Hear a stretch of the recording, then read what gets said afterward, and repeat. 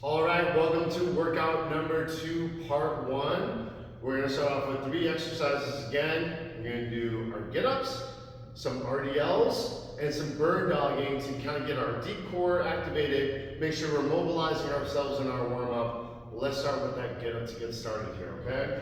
So we are very familiar with Turkish get-ups, but we can always work on making them better. Probably the biggest thing that I want you to focus on is the initial part of the lift and that half kneeling windmill. So let's make sure that we're in the best positions possible to do that. To do the get up, we're going to roll to one side. I'm going to start with my not so strong side. Bring it up into position.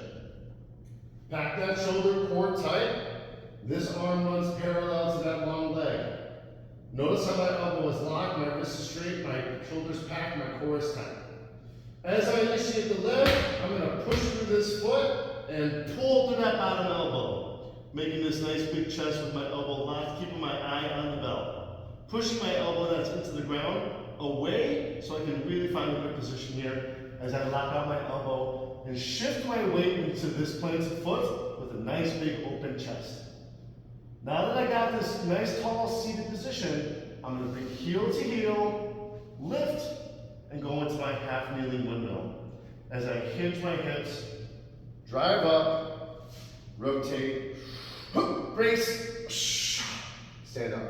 Look at the position of the belt. Nice overhead position, elbow locked, tall torso.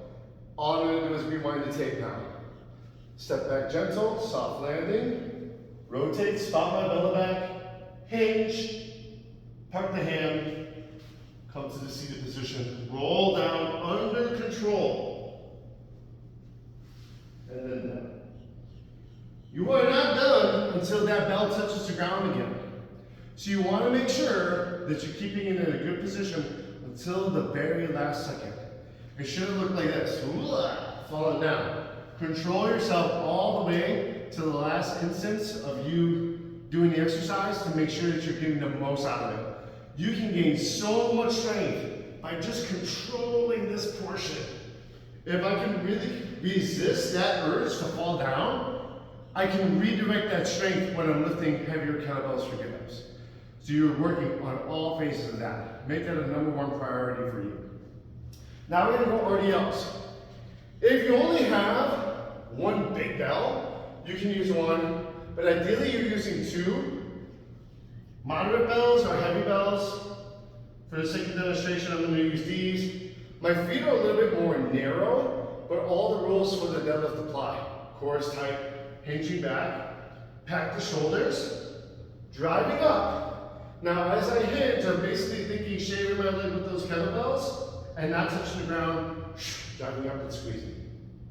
Hinging back, shoulders down. Look how tight the kettlebells are to my legs. Squeeze at the top. I'm really trying to isolate the hamstrings. Really focusing on the strength of the backs of my legs and my glutes by keeping it under constant tension with the RDL. So make sure that you're still focusing on nice straight spine, core tight as you hinge backwards, but don't let the bells rest on the ground. You're trying to keep the tension going. You're trying to keep the tension going. So make sure that you keep that activation and tension on the hamstrings by not letting the belt touch the ground. Next portion is going to be the bird dog. This is a nice core activation drill and also really good for balance and just to feel good throughout your body. So I'm going to lift opposing sides and extend out.